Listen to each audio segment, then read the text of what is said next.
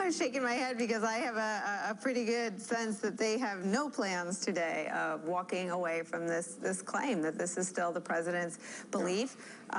Some folks close to the president, but not on the White House staff, said it's a word I can't say on family-friendly TV, but the initials are B and S. Another person who spent time with the president this weekend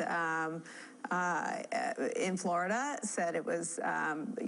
signs of paranoia and delusion around this idea that he's so right. Interestingly, he has sought to have people outside the government help corroborate this wiretapping claim, which either suggests